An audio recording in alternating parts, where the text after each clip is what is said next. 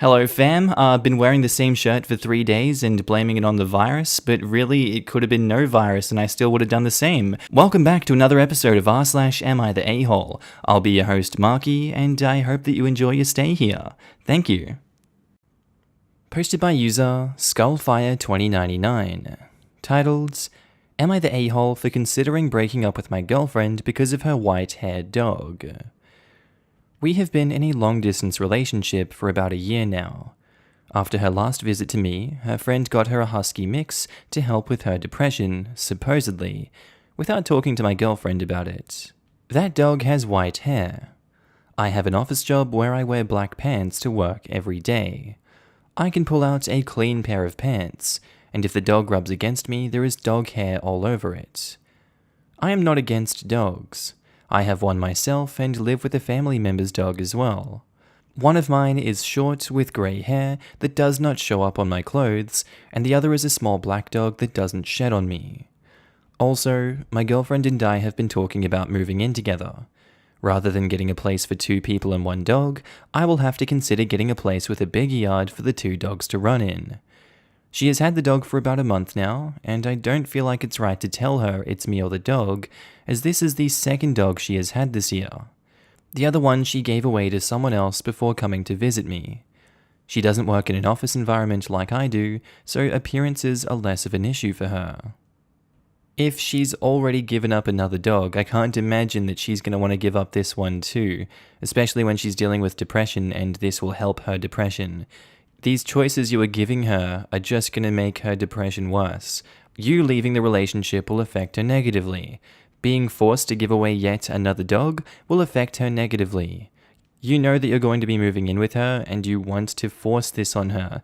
I feel like it's not your place to do that, and I feel like we have the technology these days to remove dog hair from clothes. Yes, it's an inconvenience, but, it kinda seems like you would rather strongly inconvenience your girlfriend's mental state rather than have yourself be a little inconvenienced, having to clean up some dog hair on yourself. I really feel like you're lacking empathy in this situation. Gonna go with you're the a-hole. You're the a-hole? This is a stupid reason to break up with someone, considering pet hair and lint rollers exist. Go to literally any store and you can find them. In OP's defense, not for the judgment, I think some of you may be missing the gravity of this issue. I just knew that he was going to say husky. These dogs shed like they grow a new coat daily when it's bad. I haven't seen my daughter in 3 weeks, because I told her if she comes with the normally welcome dog, husky, she cleans the hair up as she's right in the middle of shedding. She knows that means vacuum time goes from my normal 15 minutes whole house to at least 2 hours. The couch takes about an hour on its own. Therefore, her teenage logic is, stay at home and let her mum clean it up. Husky shedding is a nightmare that you get used to when the dog lives with you, but when it doesn't, I would also be cautious around 2 dogs in 1 year. That raises an impulsivity concern with big life responsibilities. No offense, but I still feel like it's way overdramatic to end a relationship over something like this. As a longtime dog owner and lover, I don't really appreciate the assumption that I don't understand the gravity of the situation, as you go on to talk about how your kids don't want to see you because you force her to clean up dog hair in your house. That has nothing to do with the dog. That has to do with you pinning your chore responsibilities on your kid. This doesn't take away from the fact that lint rollers exist, which is the crux of OP's issue here. Pinning your chore responsibilities on your kid? You mean telling his teenage daughter to be responsible and clean up after her own dog? Oh no.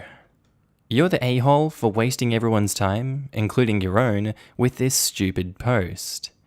This is why we don't get any a-holes in this sub. Enjoy your page after page of validation seeking, I guess. You're the a-hole. I had to wear black for my job. My partner has a white cat. Just buy one of those sticky rollers and use it in the car on your way to work. You would be a massive a-hole if you genuinely break up with her over this menial crap. Update, am I the a-hole for considering breaking up with my girlfriend because of her white-haired dog?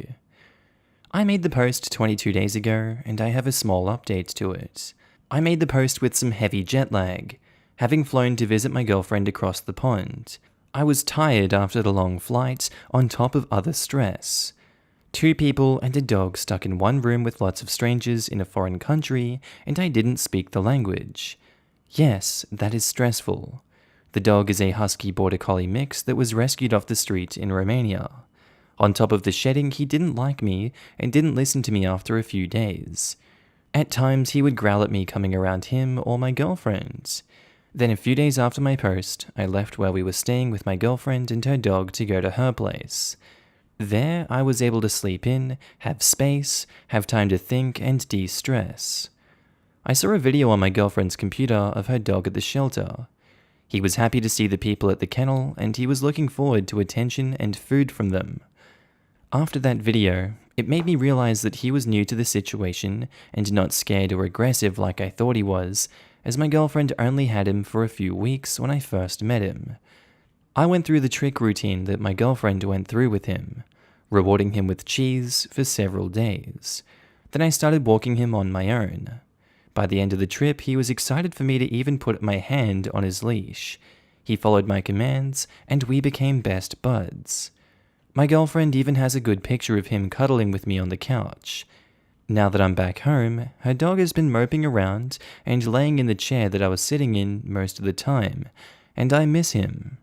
We were roughhousing at one point. I was playing on all fours when he crawled underneath me and rolled over to expose his belly and neck to me, a completely submissive move on his part. TLDR, made my OP out of stress, had time to calm down, me and the dog are best friends now. I miss the little furball. Aw, I'm glad it worked out, and you realized this was an easily solvable problem. Hope you have some lint rollers at the ready. We have a golden and it's insanity with the fur, but I love that giant idiot so much. If you haven't got a robot vacuum yet, it is definitely worth it. You'll be emptying it every day, which is easy, but it makes such a difference not having your floor covered in golden hair 24/7. I've been putting off making the plunge for one, but I might have to. I have white dogs. If you use white vinegar in the rinse cycle of your washing machine, about a cup, it seems to help for the hair to not stick so much. I don't know why, but it helped us. Vinegar brings the pH level of the water to where it closes the hair follicles and strands. Sorry, I'm not English. This makes the hair strands smoother, and so they slip off easily. A mild vinegar rinse is also good for your hair. It makes it nice and shiny. And last comment, that's great that it worked out for you after all, but may I be the skeptic here and ask what would have happened if the dog hadn't turned out to be your bud after all? And even though you wrote the OP on a high stress level, which I fully understand, it is a long post, so you must have put at least some thought to it whilst writing. Isn't it just your luck that the storyline changed? Still think it's either saying something about oneself, or the state any kind of relationship is in if the mentioned points trigger a breakup narrative. That's just how I would see it, which is never important to a personal case of a stranger. It is more a narrative you react to than it is giving human advice, as you never experience the storyline as three-dimensional as it is from the near outside position of reading about it. But I'd be interested to hear OP's thoughts on that side of the story. And OP says, I'm a US citizen and she's an EU citizen. Neither one of us meets the full requirements to immigrate to the other's country through any means other than marriage, which we are both against. Her due to a bad first marriage, and me because I'm a male, and we typically lose out more in a divorce at the start. Although we can make a recovery, we dealt with some personal issues in the month-long trip. The dog wasn't a full-on issue, it was a straw on the camel's back issue, but now the camel is doing better.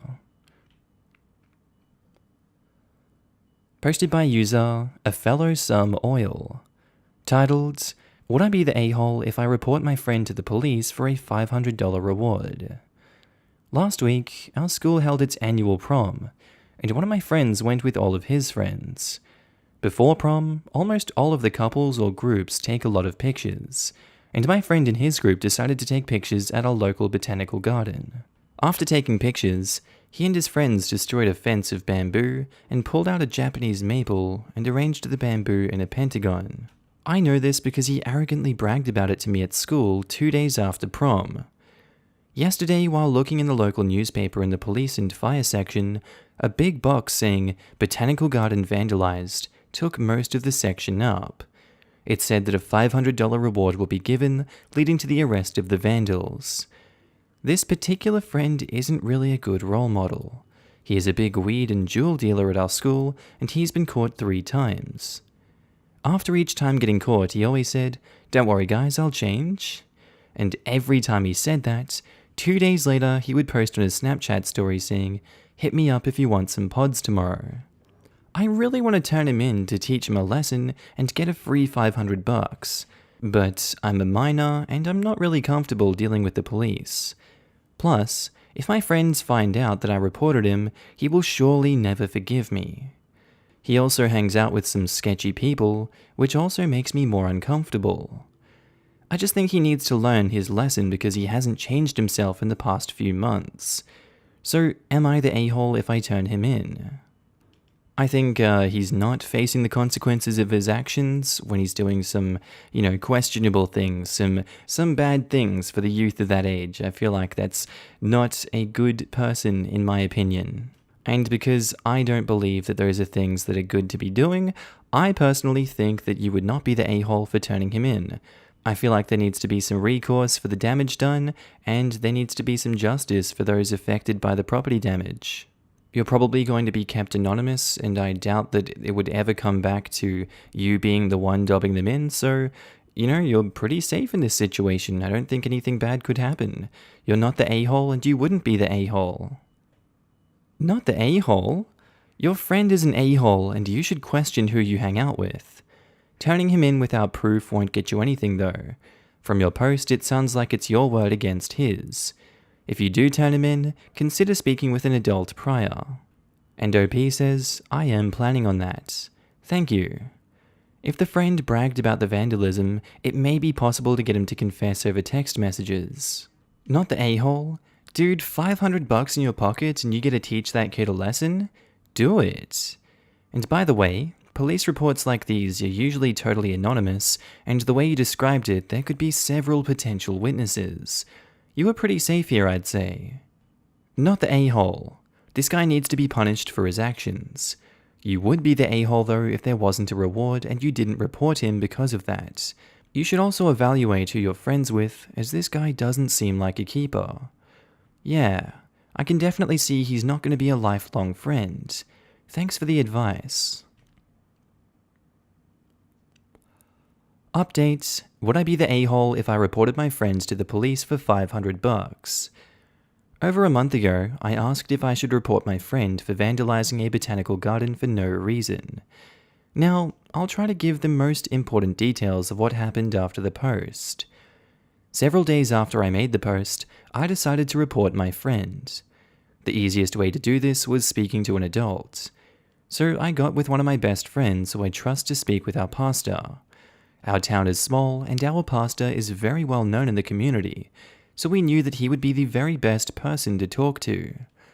We spoke with him in private, and it turns out he knows the president of the botanical garden personally. We told him the name of our friend, and we told him that this was an anonymous tip, and that when the vandal is caught, we want the money to be donated to the botanical garden. After that, nothing really happened. It wasn't until about 3 weeks later when something finally happened. In between one period at school, my friend came up to me and boasted that he's going to get charged with destruction of property. This made me mad, but a little happy at the same time. I was mad because he was being an a-hole to the end, but I was glad that he would get punished. Again, nothing happened for a while, about 2 weeks. However, I checked the local paper today, and a section is dedicated to explaining that the botanical garden vandals have been caught. The botanical garden has decided not to press charges against the vandals. However, they are forcing the vandals to do community service at the garden over the summer. The newspaper states that the tipster did not accept the $500, but it never says that it was donated back to the garden. The ending of this story was pretty boring, but I don't care. I just hope that this will open my friend's eyes, and that he will stop doing stupid things. I applaud you for heeding everyone's advice and even donating the money to the garden. Hopefully it got sent. However, the reason I quoted the above line is, why do you still consider this guy your friend? If he's boasted about getting caught with drugs and wrecking a unique property, I wouldn't consider him a friend. And OP says, I don't consider him much of a friend anymore. I've been trying to quietly cut ties with him, but it's hard since we have classes together and he's in band with me. Those relationships always suck. You're just kind of in them because you kind of have to be, and otherwise stuff just sucks. Exactly. We've been friends since elementary school, and it's hard to cut ties since we've been friends for a while. It's possible that the garden put up the reward money, which would explain why the article didn't say that it was donated to the garden. That makes sense. Posted by user Scared of Their Love. Titled, Am I the a-hole for following my, 42 male, wife, 27 female, around for an evening?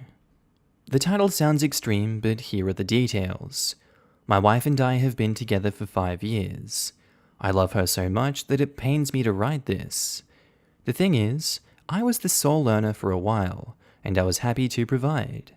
I'm a software developer at a local startup that has tripled in employees and gone exponential in revenue. We're not having kids, so my wife got bored of being home and doing nothing, so she got a job at a law firm as a paralegal. Enter this attorney who I'll call Brandon. My wife started to bring him up quite a bit. You know when your wife starts talking about something, drops it, and then brings it up again a few minutes or hours later like there was no gap? My wife does that with stories about him. I searched through her Facebook friends list one day for Brandon and saw that they had connected. Okay.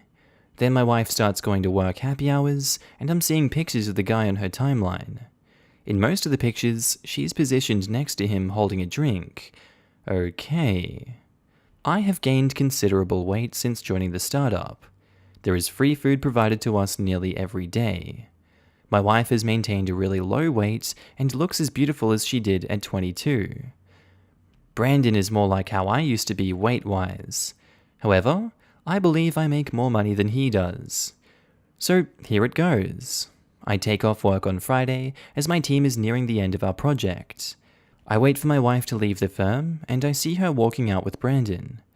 They get in my wife's car, purchased on my dime, and I follow them for a bit. They go to a local dive bar, and it turns out all of her co-workers are there. I see them entering. I wait for hours, and everyone eventually leaves. My wife leaves last with Brandon, and she takes him home. I don't see any physical contact as he exits the vehicle to go inside his apartment building. At this point, I'm sick. I'm gutted. I wait at home for my wife and confront her about Brandon. She went insane, basically, threatening to end the marriage because I stalked her. She told me she is always the designated driver for happy hour because she doesn't drink much, which is true, but she didn't address my greater concerns. Am I the a-hole? I get that you have this suspicion that she is cheating on you and you want to prove that she did. So you went out and did that, and she didn't know that you were following her, and you sat for hours outside of the happy hour bar to, confirm or deny whether she was cheating. I think she's allowed to have friends, and I think she's allowed to have people that she talks about a lot because we all need friends. And you went and saw that nothing happened, yet you still admitted to stalking her, and not just dropping it like a sane person would. Instead, you admit to stalking and you say, oh my god, I thought you're cheating on me, but I don't have any evidence, and I saw that you weren't cheating on me. What was the point of that? I really don't get the point of that. You're looking for confrontation. You're the a-hole. You're the a-hole. Is she not allowed to hang out with co-workers? You observed nothing but normal friendly stuff, and yet you confronted her? This marriage is doomed. Sorry, my dude. I stopped reading at, I believe I make more money than he does. Ugh, gross. Yup, this post tells me that OP thinks his wife only cares about a guy's weight and salary, and she'll go flitting off to whatever guy she comes across who excels in these two categories. Definitely shines a light in OP's securities. Agreed. And what's a 37-year-old doing with a 22-year-old? Ew, you're the a-hole.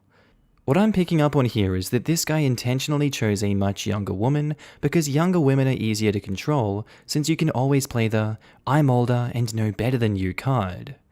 I suspect it was also his idea for her not to work even though they don't have kids, because a financially dependent woman is once again easier to control.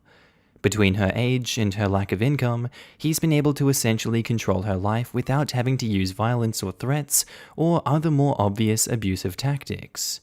But now she's decided she wants to work and suddenly he can't control her anymore.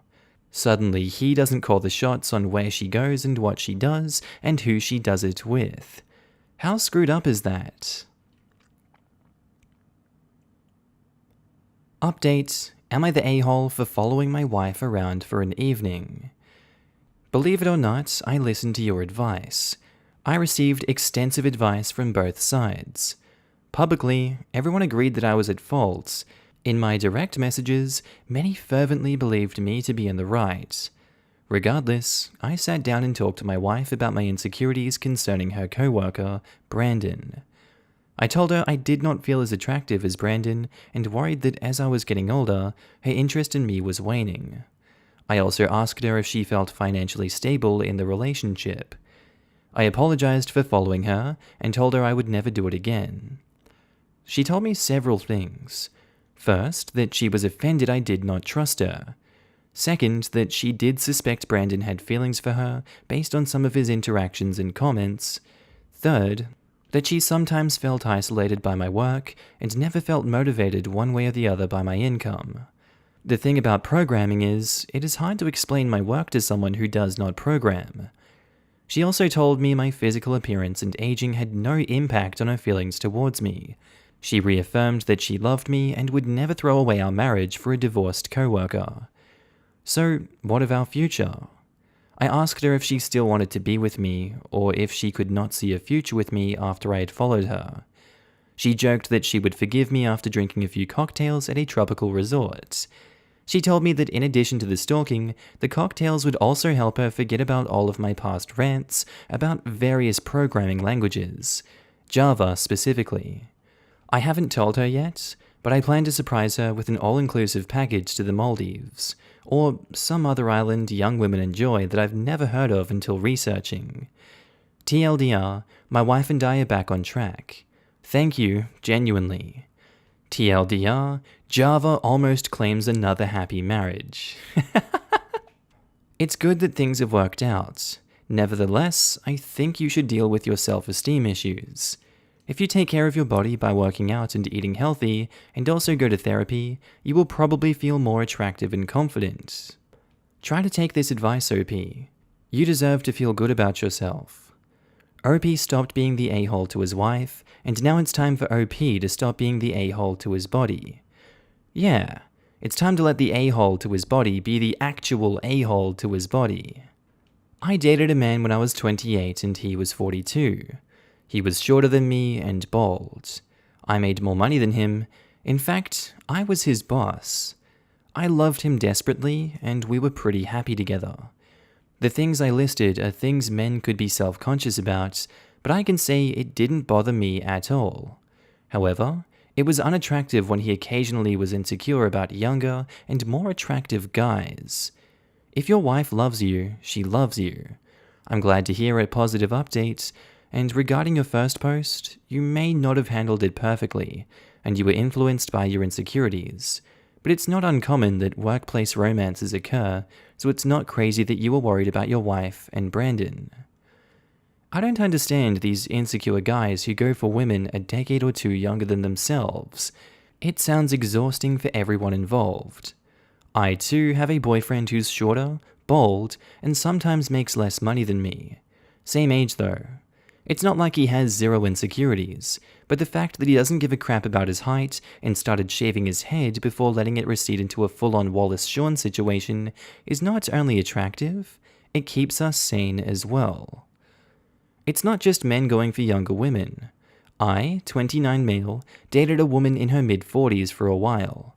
I was very much in love with her and wildly attracted to her, but she did get insecure and would make comments about how I'd find a new young girlfriend and dump her. That insecurity was what killed the relationship. If you're insecure about anything going into a relationship, there's a really good chance it's going to be your downfall.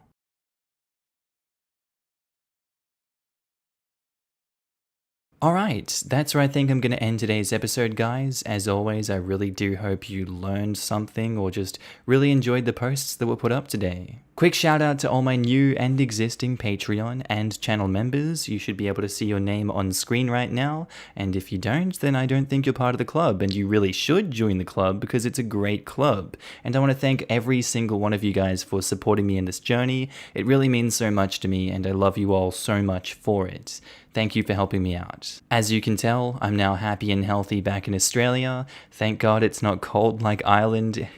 I don't like wearing jumpers everywhere. I prefer the heat. Thank you very much. I know that's an unpopular opinion. Anyway, guys, I really do hope you enjoyed today's episode. I'll see you in the next one. Have a good day, night, sleep, whatever you're up to, and I'll see you later. Bye.